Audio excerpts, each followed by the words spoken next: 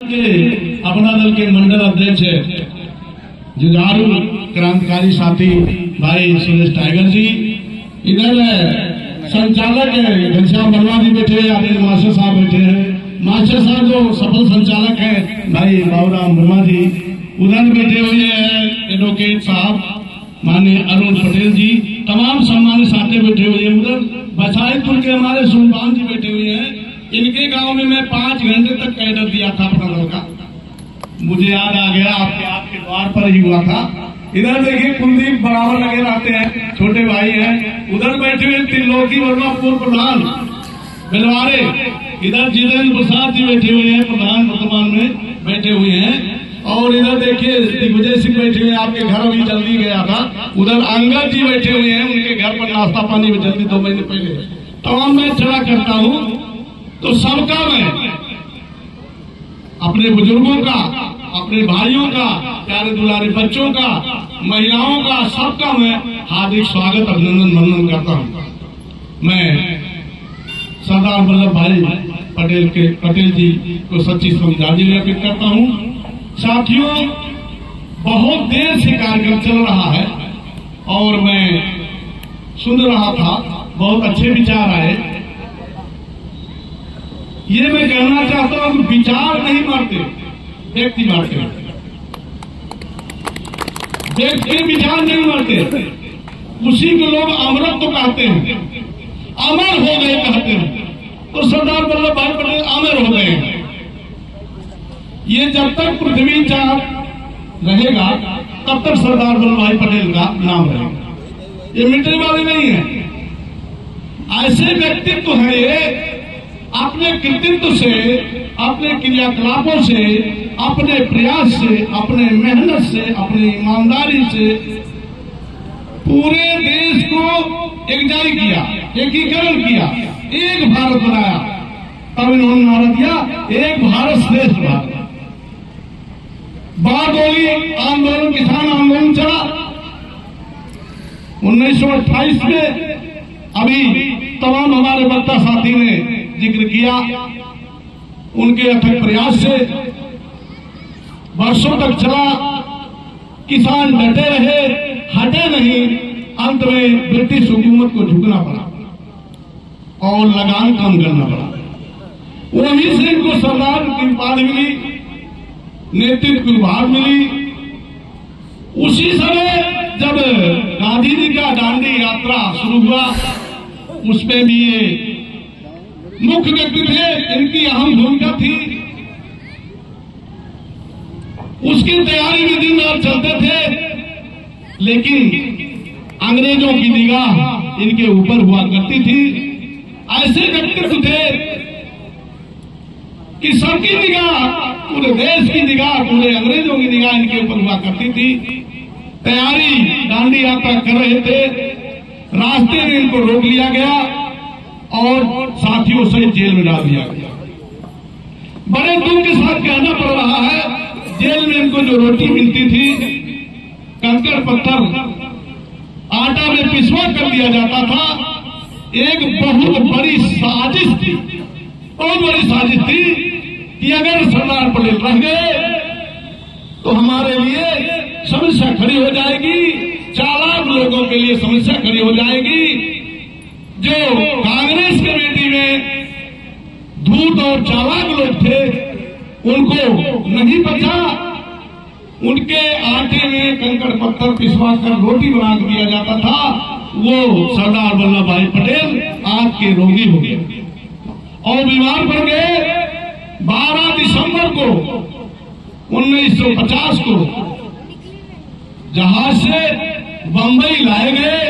बंबई में 15 दिसंबर को, आज के दिन 1950 को, ये हम लोगों को छोड़ करके, देश को छोड़ करके चीन निद्रा में सो गए।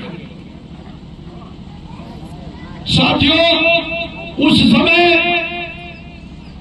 सरदार वल्लभ भाई पटेल साथ जो हुआ, मैं उसका जिक्र करना चाहता हूं।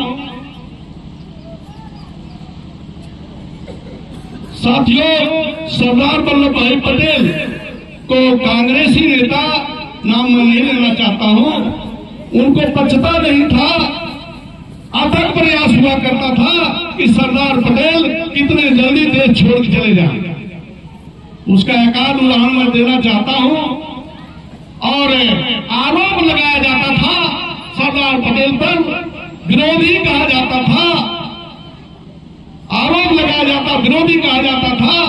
और सरदार पटेल जबकि विरोधी नहीं थे, आरएसएस वालों की बहुत बड़ी साजिश थी, बाम साहब की बहुत बड़ी साजिश थी। ये साजिश थी कि सरदार वल्लभ भाई पटेल को पूरा देश मानता है, इनके पास बहुत बड़ी शक्ति है, बहुत बड़ी ताकत है। ये जातवादी नहीं थे, ये व्यवहारिक थे, सत्याचार चलते थे, मध्यम मार्गी थे, सबको लेकर चलते थे, एक भारत एक राष्ट्र बनाना चाहते थे, इसलिए लोग हटाना चाहते थे। साथियों, विरोधी कहते थे, कितने लोग कहते थे कि आरक्षण के विरोधी थे, ओबीसी के आरक्षण विरोधी थे, आरक्षण के विरोधी थे, जबकि ओबीसी का सूची नहीं बना था, ओबीसी सूचीबद्ध नहीं किया गया। 1953 में कालेकर आयोग बना, तब सूचीबद्ध हुए। उसके पहले ये ओबीसी के आरक्षण के विरोधी कैसे हुए, जब सूचीबद्ध ही नहीं हुए थे? इसलिए निराधार है, आरोप इसलिए लगाया जाता था, इसलिए उन्हें विरोधी कहा जाता था कि ये बहुत बड़ी ताकत है, अगर ये ताकत भविष्य में आएगी तो इनके कुर्सियां, सत्ता इनके कब्जे में चली जाएगी। उसका भी एक उदाहरण है। अभी हमारे वक्ता साथियों ने कहा इनको ज्यादा वोट मिला था, लेकिन प्रधानमंत्री नहीं बन पाए, ऐसा लोगों ने कहा। लेकिन वो भी बहुत बड़ी साजिश थी, क्योंकि जिस समाज से सरदार वल्लभ भाई पटेल थे, उनकी आबादी एक समाज की, कुनरी कहो, चाहे कुनरी कहो, चाहे पाटीदार कहो, चाहे गुर्जर कहो, चाहे सजान कहो, कटियार कहो, चौधरी कहो, वर्मा कहो, रेड्डी कहो, पवार कहो, महतो कहो, इनके पूरे देश में 17.5% आबादी है। इनको किसान मानता है पूरा देश। किसान 76% खेती करता है, 76% किसान है भारत में, 76% किसान इनको मानता है, सर्वे मानता है। इस तरह का इनका काम था कि सर्वे भी मानता है। साथियों, इनको बर्दाश्त नहीं हुआ, इसलिए कि अगर सरदार वल्लभ भाई पटेल प्रधानमंत्री बन जाएंगे तो ये सैकड़ों साल तक इनकी जातियां नहीं छोड़ेंगे, इसलिए इनको यही दफन कर दो, इनको यही इनके विचारधारा को दफन कर दो, इनकी ताकत को दफन कर दो। इनने प्रयास जो किया था, संघर्ष किया था, रात दिन चले थे, इनको दफन कर दो, इनके विचारधारा समाज में न जाने पाए। ये वामसेक की और आरएसएस की बहुत बड़ी साजिश है। साथियों, इनका जब इनके पास 2 धोती 2 कुर्ता हुआ करता था, वो धोती कुर्ता उनकी बेटी बड़बेन सूत काटती थी, चरखा चलाती थी, उससे जो आमदनी होती थी उससे खरीद कर इनका कुर्ता पैजामा आता था, धोती आती थी। और जो पुराने धोती थे, कुर्ते थे, उसको काट करके मणिबेन खुद अपने लिए साड़ी बनाती थी, ब्लाउज बनाती थी, खुद पहनती थी। आप लोग देखे होंगे तमाम चित्रों में सरदार वल्लभ भाई पटेल के कपड़ों को देखे होंगे, उनके प्योरा लगा है, टुकड़ा लगा गया है, जोड़ा गया है, सिला गया, देखे होंगे। ऐसे सरदार वल्लभ भाई पटेल थे, उनको हमारी चिंता नहीं थी, कभी जातवादी राजनीति नहीं किए, कभी जातवादी सम्मेलन रैली में नहीं गए, क्योंकि वो पूरे देश को एक जात मानते थे, मानव जात मानते थे, क्योंकि तथागत खुद के मध्यम मार्गी थे, तथागत के बताए हुए रास्ते में चलने वाले व्यक्तित्व थे, इसलिए ऐसा माना गया। तो आरोप लगाया गया, इस व्यक्तित्व पर आरोप लगाया गया, विरोधी साबित किया गया। एक जब ये महाराष्ट्र से इनको ये हारे तो नोआखाली से चुनाव लड़े, बंगाल से चुनाव लड़े और उस समय जीते नोआखाली से। इनके आशीर्वाद से, इनके सहयोग से डॉक्टर अंबेडकर चुनाव जीते नोआखाली से। नोआखाली को पूर्वी पाकिस्तान में दे दिया गया। कांग्रेस के लोगों ने तय कर लिया नोआखाली को दे दिया जाए पूर्वी पाकिस्तान। वो पद खाली हो गया। संविधान सभा में डॉक्टर अंबेडकर जो पहुंचाया गया था वो सहयोग सरदार वल्लभ भाई पटेल का था, लेकिन जो पूर्वी पाकिस्तान में चला गया संविधान सभा से वो सदस्य नहीं रह पाए, वंचित हो गए। तो उन्होंने महाराष्ट्र से मावलंकर, जो कि नाम नहीं याद है, उनसे इस्तीफा दिलवाया और इस्तीफा दिलवा करके चुनाव महाराष्ट्र से फिर से लड़वाया सरदार वल्लभ भाई पटेल ने। जबकि कांग्रेसी नेता पंडित जवाहरलाल नेहरू भी नहीं चाहते थे कि डॉक्टर अंबेडकर पुनः संविधान सभा में पहुंचे, केंद्रीय असेंबली में पहुंचे। सभी का मनसा नहीं था कि ये पहुंचे, क्योंकि डॉक्टर सरदार वल्लभ भाई पटेल के प्रत्याशी रहे। यहाँ तक कि एक प्रत्याशी उतार दिया गया, उनका डॉक्टर मावलंकर नाम था। प्रत्याशी उतार दिया गया कि डॉक्टर अंबेडकर अगर संविधान सभा में पहुंचेंगे तो अपने ढंग से काम करेंगे और समझिए कि पूरा जो सदियों से हम लोगों के कब्जे में था वो सब खत्म हो जाएगा। इसलिए मावलंकर को उतारा। जब सरदार वल्लभ भाई पटेल को पता चला कि मावलंकर उतर गए हैं, उनको पत्र लिखा कि नाम वापसी करो, नाम वापस ले लो, क्योंकि ये सीट डॉक्टर अंबेडकर के लिए खाली किया गया। डॉक्टर अंबेडकर ही केवल चुनाव लड़ेंगे और उनको 1 जुलाई 1947 को निर्विरोध चुनाव डॉक्टर अंबेडकर को चुने गए, जिताया गया, तब जाके संविधान सभा में पहुंचे। और आरोप लगता है कि डॉक्टर अंबेडकर और सरदार वल्लभ भाई पटेल ने नहीं पढ़ी थी, विरोधी थे। ये भी एक बहुत बड़ी साजिश है। जब विरोधी थे तो क्यों वो एक व्यक्ति से इस्तीफा दिलवा करके और संविधान सभा में भेजने के लिए डॉक्टर अंबेडकर को जिताने का काम किया, वो भी निर्विरोध जिताया। तो ऐसा क्यों लोग मानते हैं? इससे साफ जाहिर है कि ये भ्रम फैलाया जाता है कि 2 विचारधाराएं अलग अलग रहेगी तो 85 की लड़ाई बहुत दूर चली जाएगी, 90-10 की लड़ाई बहुत दूर चली जाएगी और सदियों तक जैसे हम राजपाट करते रहे हैं फिर भी राजपाट करते रहेंगे। साथियों, बहुत सारी चीजें हैं कि इनको दोनों में दूरियां हैं। आप लोग भी सुने होंगे, बसपा के मंच से भी सुने होंगे। तमाम लोग कहते हैं कि सरदार पटेल आरक्षण के विरोधी थे, डॉक्टर भीमराव अम्बेडकर विरोधी थे। ऐसा कुछ नहीं है। 2 विचारधाराएं थी, दोनों एक थे। एक राष्ट्र निर्माता था, एक संविधान निर्माता। दोनों की सोच एक थी, दोनों की सोच एक थी।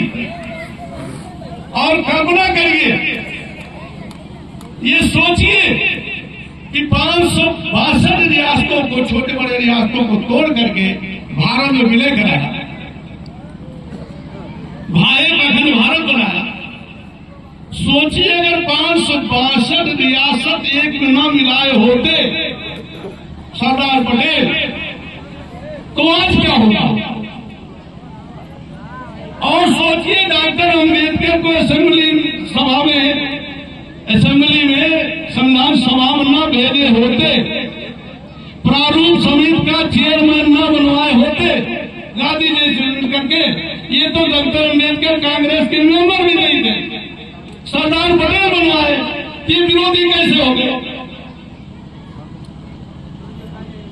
ये विरोधी नहीं थे, लेकिन विरोधी कहा गया। जब इनकी मृत्यु हुई उसके 2-3 दिन बाद अकाउंट देखा गया, उनके अकाउंट में, बैंक अकाउंट 261 रुपया था।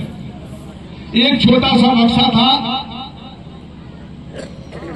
सरदार वल्लभ भाई पटेल ने अपने बेटी मणिबेन से कहा कि बेटा इस संदूक को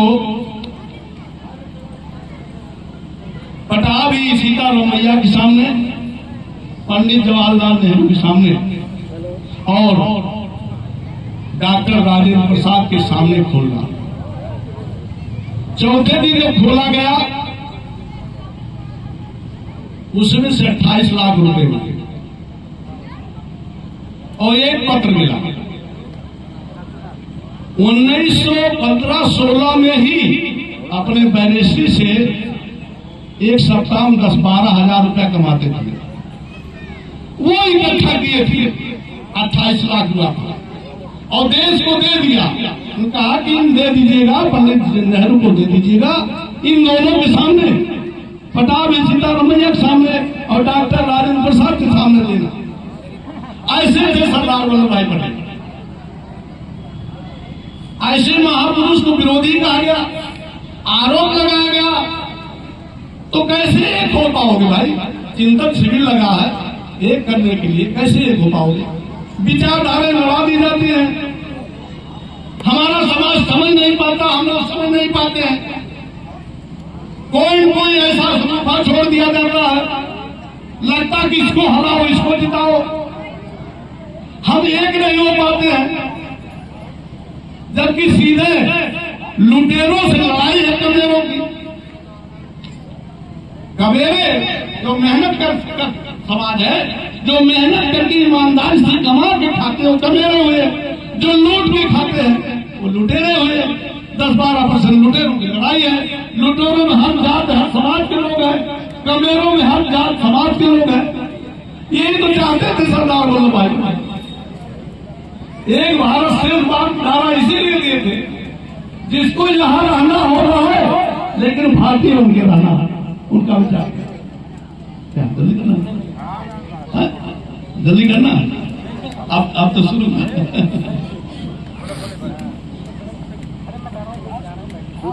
अच्छा जल्दी खत्म किया जाएगा, बस 2-4 मिनट और हम देंगे, नहीं तो अब तो यही अब शुरू कर रहे हैं।